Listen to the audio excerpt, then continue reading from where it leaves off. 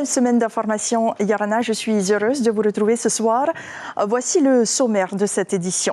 Éviter une épidémie sévère et protéger les plus fragiles, c'est le but de la campagne de vaccination contre la grippe. Jusqu'au 1er avril, près de 40 000 personnes sont attendues dans les centres de vaccination. Les automobilistes de la côte Est appelés à faire preuve de patience et d'indulgence pendant 2 mois, le dangereux flanc de montagne de Hitiaa sera enfin sécurisé. L'écart des prix à la consommation entre la Polynésie et la France métropolitaine est réel, même s'il diminue. Les prix sont de 31% plus élevés au Fénois, notamment dans l'alimentaire, l'hôtellerie-restauration ou encore le tabac. Les chiffres en détail avec Stéphane Ratino. 60 ans que la Légion d'honneur existe en Polynésie. On la doit au docteur Louis Rollin, figure historique de l'engagement aux Marquises et en Polynésie et dont l'hôpital de Taïohae porte le nom. On en parle avec notre invité, l'amiral Alain Coldefi, le président de la Société des membres de la Légion d'honneur. Et enfin, les Polynésiens ont la côte au Salon du tatouage et des arts polynésiens, le plus grand rassemblement d'Europe. Le tatau, qui incarne à lui seul un art de vivre, passionne autant qu'il intrigue.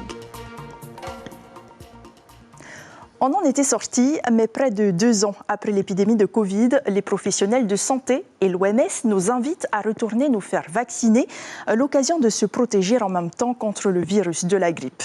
Les plus de 60 ans et les personnes en longue maladie sont les premiers concernés, mais tous les autres aussi, pour éviter toute contamination. Natacha Silagi, Hubert Liao. T'as revu ton médecin? Oui. T'as mauvaise mine quand même, hein?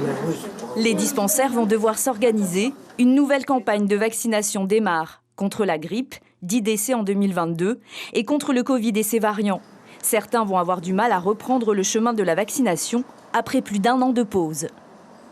Oui, franchement, là, ça va être beaucoup plus dur, notamment en fait, sur les informations qu'ils nous disent. On ne sait pas vraiment trop s'ils sont 100% ou 50-50, quoi. Oui, c'est important pour la santé. Oui, je suis prête pour éviter d'attraper toutes sortes de maladies. Je suis prête, oui. Pourquoi? J'ai peur d'attraper d'autres maladies. Alors, pour vacciner, c'est une bonne chose. Objectif du gouvernement, vacciner au moins la moitié des plus de 60 ans, soit 20 000 personnes d'ici le mois d'avril, sans oublier les personnes en longue maladie ou souffrant d'obésité. Nos anciens, nos Matayapo, nos plus vulnérables doivent se faire vacciner au maximum. Le Covid, le nouveau virus, l'OMS estime que la version qui existe aujourd'hui est moins impactante sur la population. Néanmoins, on a eu des cas graves qui sont arrivés comme au CHPF. Il y en a eu 2 depuis le début du retour de l'infection. Il ne faut pas faire une crise dessus. Il ne faut pas faire c'est pas très grave, mais il faut faire attention. En collaboration étroite avec l'OMS, les spécialistes rappellent qu'il faut 1 dose de vaccin au moins par an pour redynamiser le système immunitaire. Les nouveaux vaccins viennent justement d'arriver en Polynésie. C'est pour ça qu'on recommande aux personnes qui sont les plus à risque de faire de la grippe de se vacciner contre la grippe afin d'éviter d'être hospitalisées et de mourir de cette maladie qui n'est pas un simple rhume. Bien évidemment, les gens peuvent se vacciner le même jour contre la grippe et contre la Covid. Il n'y a pas de problème particulier à associer les 2 vaccins. On l'a fait l'année dernière et on continuera à le faire cette année. 45 000 doses de vaccins sont toujours stockées en cas d'épidémie. Pour l'instant, pas d'alerte, juste de la prudence pour éloigner au maximum le risque de développer une forme grave en contractant le virus de la grippe ou du Covid. Et sachez que vous pouvez vous faire vacciner chez votre médecin, votre pharmacien et dans les dispensaires. La campagne de vaccination va durer jusqu'au 1er avril. Comment faire respecter le rahui, ce sanctuaire ancestral des écosystèmes? Une question à laquelle les acteurs tentent d'apporter des réponses. Depuis son inauguration à Tevayuta, la surveillance est communautaire. Ce sont les pêcheurs qui sont les gardiens des règles. Mais avec l'abondance des ressources viennent parfois les convoitises et le braconnage. Et il est souvent difficile d'appréhender les contrevenants. Le reportage de Nicolas Suire et Jérôme Lee. À Mataya, un rahui interdit la pêche aux alentours de l'une des 3 passes de la commune. Le précédent avait été une réussite. Une fois levés, les pêcheurs avaient attrapé des poissons de taille conséquente. Mais des braconniers enfreignent régulièrement l'interdit. Ils échappent, pour la plupart, à la vigilance de la population, pourtant mobilisée. S'ils ont mis un rahui, il fallait mettre quelqu'un pour suivre à chaque fois, tout le temps là. Enfin, Vous faites partie des gens qui surveillent? oui, on suivait, mais on n'a pas aussi tout le temps l'œil. Aller suivre, on n'a pas aussi de moyens pour aller les voir. Alors, aller à notre kayak sans bateau, il n'y a plus pas. On va loin pour aller pêcher, il y a d'autres qui vont juste en face pour pêcher. Et voilà. Et pour nous, quand on voit ça, quand on revient de notre pêche, on voit les autres pêcher juste en face, et pour nous, ça nous fait un choc, quoi. C'est pas assez de surveillance. Impossible de faire mieux compte tenu des effectifs de police. Une patrouille inspecte les lieux une fois toutes les 2 semaines, 1 heure dans la matinée. Alors que la plupart des contrevenants viennent la nuit. De nuit, c'est compliqué pour nous d'intervenir, mais la plupart du temps, c'est tout le temps en journée, fin de matinée, début de soirée. Et alors, vous arrivez à attraper les gens ou ils s'en vont avant? Comment ça se passe? Le temps qu'on mette les jet skis à l'eau, du coup, ils ont le temps de partir, quoi. Désormais réunis en fédération, plusieurs municipalités qui rencontrent le même problème veulent proposer une alternative au braconnage. Demain, donc, la fédération veut plancher sur les alternatives. Donc, comment demain on peut dire à un pêcheur, donc voilà, maintenant on va se mettre sur le projet Rory par exemple, et c'est toi qui vas venir dans ce projet. Donc comme ça, tu auras donc un petit revenu. Donc grâce à ça, donc on va moins aller braconner ou pêcher. Un projet qui attend des financements. Les autorités rappellent qu'enfreindre un rahoui est passible d'une amende de 179 000 francs et de la saisie des prises, du matériel de pêche et de l'embarcation. Elle était inaccessible durant 1 semaine, la faute à des éboulements. Mais bientôt, cela ne sera plus qu'un mauvais souvenir. Les travaux tant attendus de sécurisation du flanc de montagne débutent à Hitiaa. La route au PK43 sera donc fermée aux usagers et les trajets s'annoncent d'ores et déjà compliqués. Ismaël Tahiata et Jacques Damo. Des souches d'arbres sur le point de tomber. Les utilisateurs de ce tronçon de route savent à quel point l'endroit est dangereux. Je passe tous les jours, Je passe tous les jours, surtout le temps de pluie. C'est vraiment dangereux parce que tu as des petits cailloux qui tombent à chaque fois. Après, voilà, moi quand je passe par ici, j'essaie d'aller plus vite. Les hommes forts de l'équipement sont à la manœuvre. Ils doivent retirer les 200 big bags posés en flanc de montagne. Ce sont des stacks de strade. On doit les retirer. Voilà notre mission de ce matin. On est obligé de les faire avant 15h30. Après 15h30, on lâche la circulation. Des terrassements en forme de marche d'escalier. Sur le plan, ça y ressemble beaucoup. Ces travaux devraient démarrer dès le début de l'année prochaine. Pour mieux comprendre, donc des talus qui vont faire 9 mètres de haut, un plat de 2 mètres, ce qu'on appelle un redon. Pour l'heure, c'est la sécurité qui prime. Nous sommes obligés de fermer la route totalement pendant 2 mois parce que c'est toute la phase préparatoire. Nous allons abattre les arbres qui sont menaçants. Tous les blocs instables, nous allons les faire tomber et créer une piste d'accès pour pouvoir faire monter nos engins et nos camions tout en haut de la montagne, environ 60 mètres plus haut, pour démarrer les terrassements. Durant les jours d'école, la route sera fermée le lundi, mardi et jeudi de 8h30 à 15h30, le mercredi et vendredi de 8h30 à 11h. Et durant les vacances scolaires, elle sera fermée tous les jours de 8h30 à 15h30. Des travaux indispensables pour ne plus revivre ça. Au total, 22 mois de travaux seront nécessaires pour sécuriser cette portion de route pour un montant total de 350 millions de francs, un coût supporté à hauteur de 30% par le pays et le reste par l'État.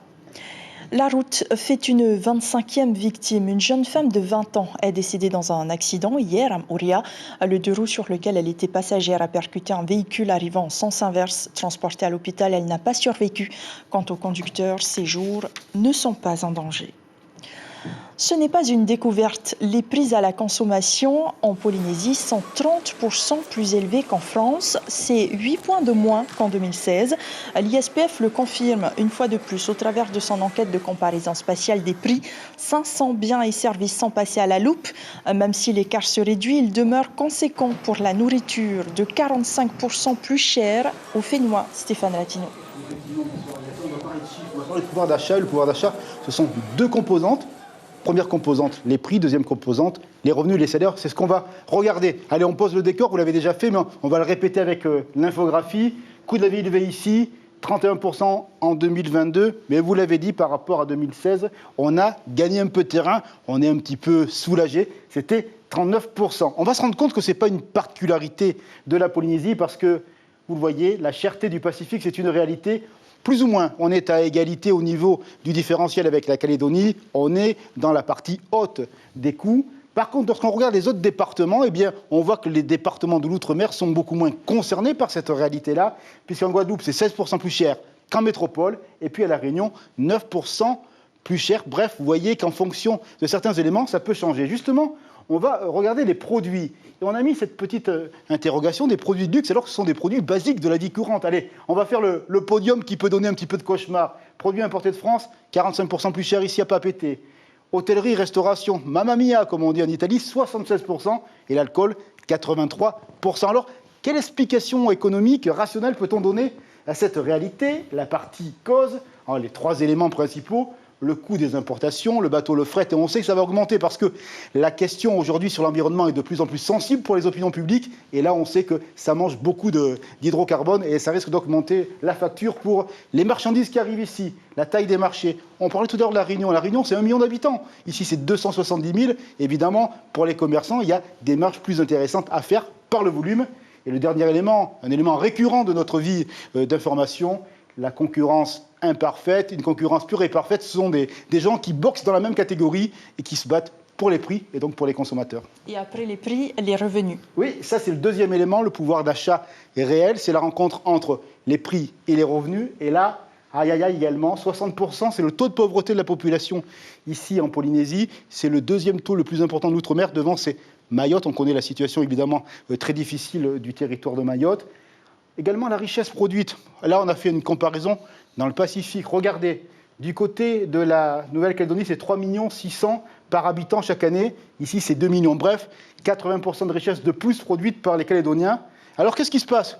Des prix chers, peu de revenus. Eh bien, les dépenses, elles vont pour les besoins vitaux. C'est 44% en France. Et souvent, qu'est-ce qui se passe? Eh bien, 55% des gens renoncent à des achats superflus. Bref, c'est les besoins primaires qu'il faut arriver à couvrir avec des revenus très moyens. Allez, on va être positif pour terminer. L'inflation, petit comparatif, de juin 2022 à juin 2023. En Polynésie, on est champion cette fois-ci, mais avec la médaille d'or, 3,8%. 5% en Calédonie, et la France a le pompon, 5,2%. Bref, on avance, mais il faut continuer à ramer. Merci beaucoup Stéphane Ratino pour cet éclairage. Et dans un rapport, le CESE, le Conseil économique, social et environnemental, émet 10 préconisations pour le pouvoir d'achat en Outre-mer, parmi lesquelles il recommande de renforcer les moyens de contrôle de la concurrence en Outre-mer et de réaliser régulièrement des contrôles programmés dans les secteurs de la distribution, du fret, du transport aérien et des communications. C'est une coutume au Tavini Huir Atira commémorée le 23 octobre. Vous le savez, à cette date, en 1987, les dockers du port de Papeete étaient en grève pour des revendications professionnelles, s'étaient heurtés aux forces de l'ordre. La situation avait dégénéré et les affrontements avaient tourné à l'émeute. Oscar Temaru, le leader du parti indépendantiste, n'oublie pas ce jour historique. Lui qui aurait été visé personnellement par l'un des tirs de grenades offensives. C'est un devoir de mémoire, il l'a dit à Natacha Silagi et Hubert Liao. C'est le devoir de mémoire. Je pense que ce qui s'est passé le 23 octobre 1987 restera, du moins pour tous ceux qui l'ont vécu, restera marqué, marquera l'histoire de notre pays à tout jamais, car c'est toute la ville de Papeete qui a été incendiée. Et puis, il y a eu quand même plusieurs dizaines de personnes qui ont été emprisonnées. Et l'intention au niveau des gens, je dirais mal intentionnés, était de faire avaler par tout le monde que j'étais le commanditaire de tout ça. Autre devoir de mémoire, la Légion d'honneur célèbre ses 60 ans d'existence en Polynésie. On doit cet honneur à Louis Rollin, médecin de bataillon. Il a participé à tous les combats. Il a consacré sa vie au service de la France et des malades des anciens établissements français d'outre-mer, dans lesquels il a assuré tous les services médicaux, de l'hôpital de Papeete au dispensaire des Tuamotu, en passant par la léproserie d'Orofara. On en parle tout de suite avec vous, amiral Alain Col de Figarana. Bonsoir. Merci d'être sur la première ce soir. Vous êtes le président de la Société des membres de la Légion d'honneur. Vous êtes donc en Polynésie pour célébrer les 60 ans d'existence de la création de la Légion d'honneur. Au-delà du courage, qu'est-ce qu'elle récompense? Alors, en réalité, c'est la récompense de la réconciliation des Français. Elle a été voulue comme ça par Napoléon Bonaparte en 1802, après 10 années de guerre civile. Elle récompense simultanément, je veux dire, les mérites civils et les mérites militaires. On croit souvent que c'est la gloire militaire. On voit Napoléon avec un grognard, etc. Mais en réalité, c'est une déclaration civile et militaire. Et à l'heure actuelle, il y a 2 tiers de civils français pour 1 tiers de militaires dans l'ensemble des décorés en France. Puisque vous parlez de Napoléon, en 1802, il avait également reconnu que la Légion d'honneur avait pour objectif de flatter les vanités. Aujourd'hui, vous confirmez que ce n'est plus le cas et qu'elle récompense réellement le mérite plutôt que les apparences du mérite. Alors, en réalité, la phrase de Napoléon est certainement apocryphe, mais ça, c'est pas très grave.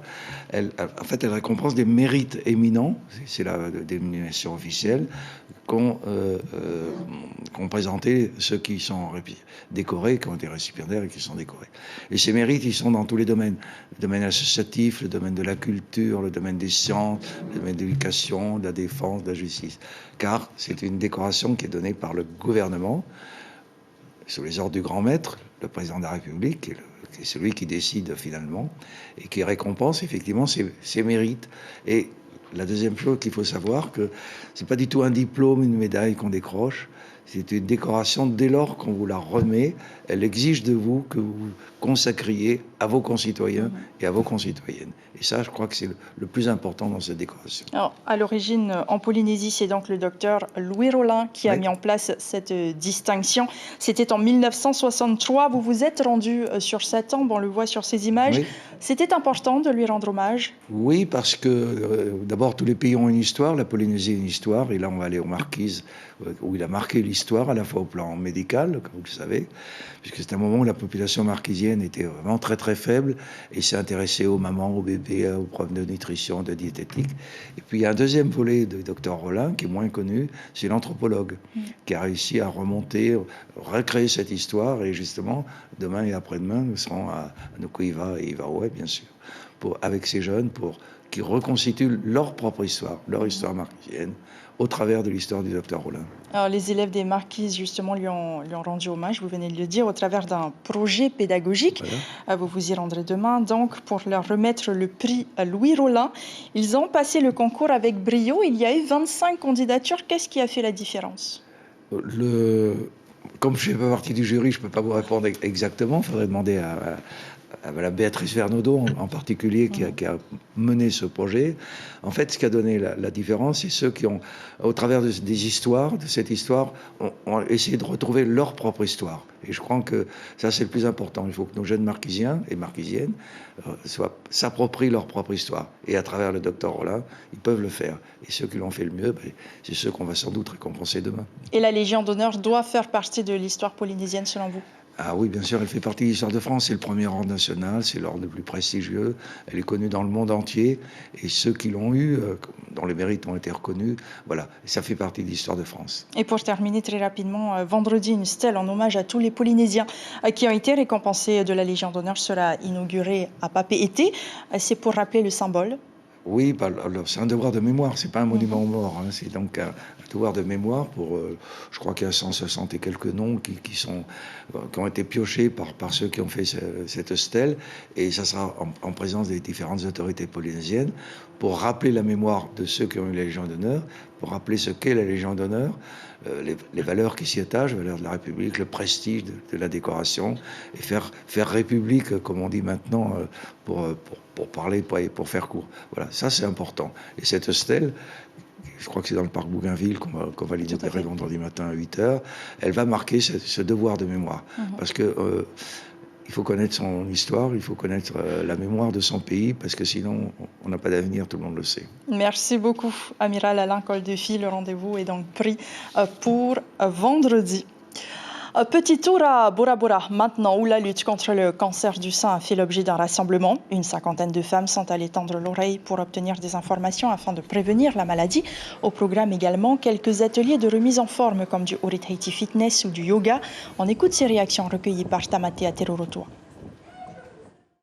Elle était super géniale, avec l'activité de danse avec Liana, plus la petite prévention de santé, et là on finit par le yoga. C'est génial. Il faut prendre soin de soi. Si tu ne prends pas soin de toi, on ne peut pas le faire pour toi. D'accord ? Donc il faut lever les barrières, il faut battre ses peurs. On est à disposition pour discuter de tout ce qui peut faire peur, justement pour enlever ses peurs et essayer de trouver des moyens pour favoriser le dépistage. Et après Tahiti, la foire agricole a dressé ses tables à Raiatea jusqu'au 27 octobre. Plus d'une trentaine d'exposants, des pêcheurs, des agriculteurs, des artisans ou encore des acteurs de l'industrie forestière proposent conseils et accompagnement. Cet événement veut aussi promouvoir et valoriser le 100% local. Ce rendez-vous est aussi un véritable tremplin pour les acteurs. Durant une semaine, ils pourront écouler leurs produits à des prix très attractifs. Mahana Tepa a recueilli ces réactions. Écoutez. Ça nous permet à nous de retourner dans nos sources locaux, de manger, de consommer nos fruits locaux et bénéfique aussi pour nos enfants puisqu'il y a des démonstrations qui se font sur place, comme la transformation des fruits. Moi, j'aime beaucoup le partage avec la clientèle. Les habitués, ils ont l'habitude à chaque fois de venir nous voir et à ce qu'on les partage de nouvelles choses, de nouvelles recettes sur les produits que nous avons. Enfin, escale en Seine-et-Marne où les tatoueurs polynésiens avaient la cote au plus grand salon d'Europe. Parmi les 120 artistes présents, une cinquantaine de Polynésiens attiraient tous les regards, car le tatou résolument intemporel et le plus souvent figuratif a une signification forte et c'est bien ce qui passionne. Le reportage de nos confrères de France 3 Île-de-France. Bras, jambes, dos, visage, des tatouages partout sur le corps, portés comme un étendard pour affirmer sa différence. C'est vraiment l'acceptation de tout le monde n'est pas pareil et là justement je le montre encore plus que je suis différent des autres et qu'on s'accepte comme ça et puis voilà. Damien vient d'avoir des jumelles, l'occasion de se faire un troisième tatouage mais avec des motifs bien précis qui racontent une histoire. J'ai déjà des tatouages pour mes ancêtres, pour mes parents, pour ma famille. Et là, c'est la suite de la transmission. Je suis devenu papa, donc c'est histoire de marquer le coup. Renouy est un des plus célèbres tatoueurs polynésiens. Ses dessins se lisent comme un vrai langage avec des mots. Il y a la vie, il y a les enfants et il y a le respect et les ancêtres dans ces motifs-là. Le tatouage polynésien n'est plus une simple mode. Les gens ils se renseignent sur les motifs traditionnels, sur l'histoire polynésienne, ils aiment bien. Ce salon rassemble les plus grands artistes du tatouage traditionnel polynésien. Le dessin est toujours effectué à la main. Ensuite, deux méthodes, le tatao, tatouage ancestral au marteau, et le dermographe. On discute avec l'artiste et l'artiste va nous aider à créer le motif, ce qu'on appelle en freehand la main levée. Il n'y a pas de carbone, il n'y a pas de chose de dessin fait avant. Il faut faire confiance à l'artiste présent et il va dessiner directement sur vous le motif qui sera inspiré par votre personnage.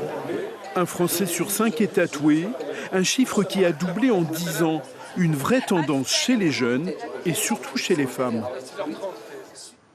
C'est ainsi que s'achève cette édition. Nous retiendrons cette information pratique pour ce lundi soir. La vaccination contre la grippe reprend. La campagne s'adresse d'abord aux plus de 60 ans et aux plus vulnérables. L'objectif du gouvernement est de vacciner au moins la moitié des plus de 60 ans, soit 20 000 personnes d'ici le mois d'avril. Demain, la présidente de l'association Vaiara Aoteahupo nous expliquera en détail son opposition à la tour des juges des Jeux Olympiques. Cindy Otsenasek défendra ses arguments dans votre émission L'invité café. Et votre quotidien fait sa une demain sur cette décision du tribunal du commerce. Les deux Sofitel liquidés, 64 salariés licenciés. C'est à Bora Bora. Dans vos écrans ce soir, vos séries américaines habituelles, Le désigné survivant et Scandale. C'est la fin de ce journal. Je vous souhaite une très belle semaine et à demain.